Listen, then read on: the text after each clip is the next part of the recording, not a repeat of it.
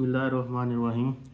आज के लेक्चर के अंदर हम डिस्कस करेंगे कि रोंक्सियन क्या है, इसको हम किस तरह से निकालते हैं और इसका जो सॉल्यूशंस हैं वो किस तरह का सॉल्यूशन निकलेगा, लीनियरली डिपेंडेंट या इंडिपेंडेंट। तो सबसे पहले तो इसकी डेफिनेशन को डिस्कस करते हैं। If y1 y2 are two differentiable functions of x on I A B then their Wronskian denoted by, इसका जो रोंक्सियन है उसको किस तरह से डिनोट करते हैं, w y1 y2। और रोंक्सियन निकालने के लिए हमें क्या करना पड़ता है, इसका डिटर्मिनेंट लेना पड़ता है। अब देखें ज़रा, एंड इज डिफाइंड एज, ऊपर आपने क्या लिख देना, y1 y2 जो फंक्शंस आपके पास गिवन है आपने वो लिख देने हैं, और नीचे वाली रो के अंदर उसका फर्स्ट डेरिवेटिव y1 का फर्स्ट डेरिवेटिव y2 का फर्स्ट डेरिवेटिव, ये दोनों डेरिवेटिव लिखने के बाद हमने इसका डिटर्मिनेंट एक्सपैंड कर देना है। ठीक है, अब ये डेरिवेटिव हमने कितने लेने हैं, अगर हमारे पास दो फंक्शन है गिवन है तो आपने एक डेरिवेटिव उसका लेना है, अगर तीन फंक्शन गिवन है तो आपने उसको दो डेरिवेटिव तक उसके डिटर्मिनेंट को लिखना है, यानी कि n-1 डेरिवेटिव लेने हैं। जितने फंक्शंस गिवन है उससे एक कम आपने उसके डेरिवेटिव ले लेने। इसी तरह से ये तो दो फंक्शन दो सॉल्यूशंस अगर आपके पास गिवन है तो उसका जो रोंक्सियन इस तरह से निकाल लेना है। Similarly the Wronskian of three differentiable functions y1 y2 y3 on A B is defined as, तो ये जब तीन फंक्शंस गिवन है तो उसका हमने रोंक्सियन किस तरह से लिखना है, ये देखें ज़रा यहाँ पे कि y1 y2 y3 हमने एज इट इज़ लिख लिया है।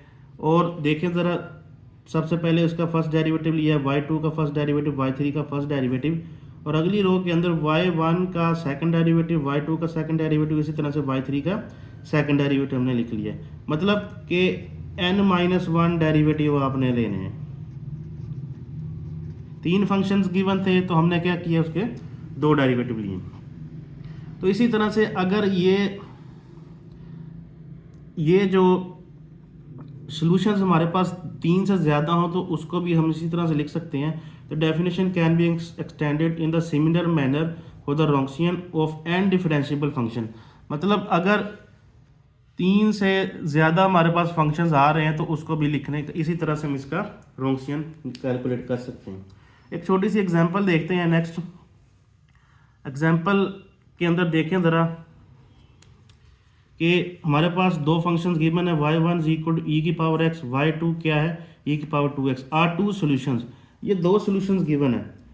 तो नेक्स्ट इसका रोंक्सियन निकाल लें हमने, ऊपर y1 y2 लिख दिया, नीचे इनके डेरिवेटिव लिख दिए हैं। एक्सपोनेंशियल का डेरिवेटिव तो वही होता है। अब यहाँ पर देखें e की पावर 2x, इसका भी डेरिवेटिव वही है, लेकिन पावर में जो 2x है उसका डेरिवेटिव हमने क्या लेना है, 2 आ जाएगा, उसके साथ लिख दिया। तो क्या करेंगे, इसको इससे मल्टीप्लाई करना है, ये आ गया, इसको इससे मल्टीप्लाई करेंगे, ये आ गया, दरम्यान में क्या आ जाएगा, नेगेटिव का साइन। ठीक है, तो देखें इसकी पावर ऐड हो जाएंगी तो e की पावर 3x बन गया, ये भी ऐड हो गया, e की पावर 3x बन गया।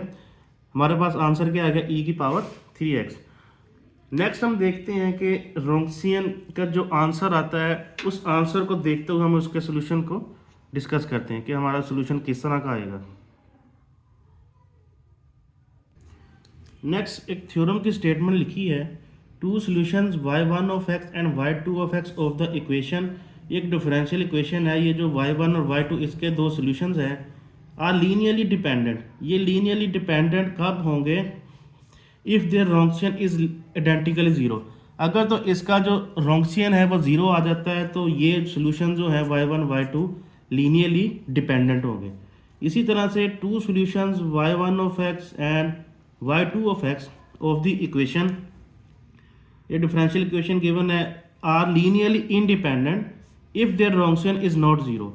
अगर रोंक्सियन ज़ीरो नहीं आता तो ये जो सॉल्यूशंस हैं y1 y2 ये हमारे पास क्या बन जाएंगे, लीनियरली इंडिपेंडेंट।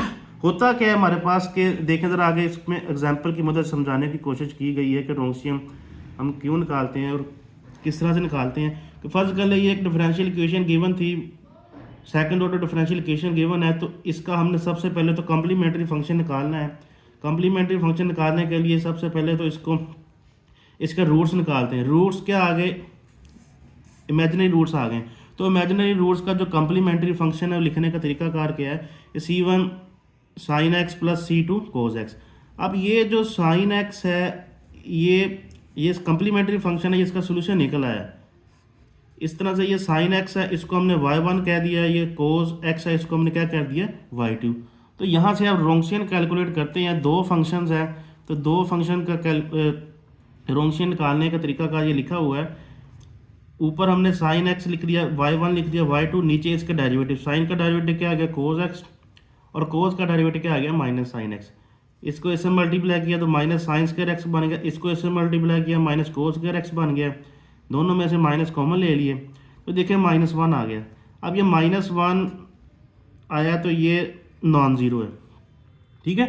अभी हमने ऊपर थ्योरम के अंदर ये स्टेटमेंट पढ़ी है कि अगर तो रोंसियन ज़ीरो नहीं आता तो वो जो हमारे पास सॉल्यूशंस होंगे y1 y2 ये क्या बन जाएगा लीनियरली इंडिपेंडेंट। तो नेक्स्ट एक छोटी सी एग्जांपल करते हैं, उसमें प्रूव करते हैं लीनियर इंडिपेंडेंट या इंडिपेंडेंट। नेक्स्ट ये देखें एक एग्जांपल लिखी हुई है, prove that the functions 1x x² are linearly independent, ठीक है। तो इसको y1 कह देते हैं, x को y2 और x² को y3। तो तीन फंक्शन है तो इसका रोंसियन निकालते हैं। सबसे पहले तो हमने तीनों फंक्शंस को लिख लिया है। नेक्स्ट स्टेप में 1 का डेरिवेटिव 0 आ जाएगा, x का डेरिवेटिव 1 आ गया और x² का डेरिवेटिव क्या आ गया 2x। इसी तरह से हमने क्या करना होता है n-1 डेरिवेटिव लेने हैं, ठीक है। तो तीन फंक्शन है तो इसके दो डेरिवेटिव लेने पड़ेंगे। तो इस ये कांस्टेंट है तो इसका डेरिवेटिव फिर 0 ही बनेगा। यहाँ पर 1 है तो इसका डेरिवेटिव 0 आ गया, 2x का डेरिवेटिव क्या बन गया 2। तो इसको अब एक्सपैंड करने की कोशिश करते हैं, इसको c1 से एक्सपैंड कर देते हैं। तो c1 से जब एक्सपैंड करेंगे तो ये कॉलम और ये रो छोड़ देना, इसको इससे मल्टीप्लाई करेंगे 2 आ गया, इसको इससे मल्टीप्लाई करेंगे 0, ठीक है। अब जब इसकी बारी आएगी तो ये 0 है, ये सारा 0 हो जाएगा, इससे एक्सपैंड करेंगे तो ये सारी टर्म्स क्या हो जाएगी 0।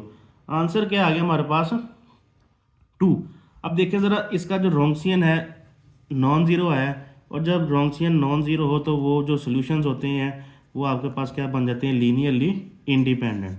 तो ये y1 y2 y3 जो है ये लीनियरली इंडिपेंडेंट सॉल्यूशंस निकल आएंगे। उम्मीद करते हैं आपको रोंसियन की समझ लगी होगी। किसी भी स्टूडेंट का कोई क्वेश्चन हो तो कमेंट सेक्शन में लाजमी बताइएगा। शुक्रिया, अल्लाह हाफिज़।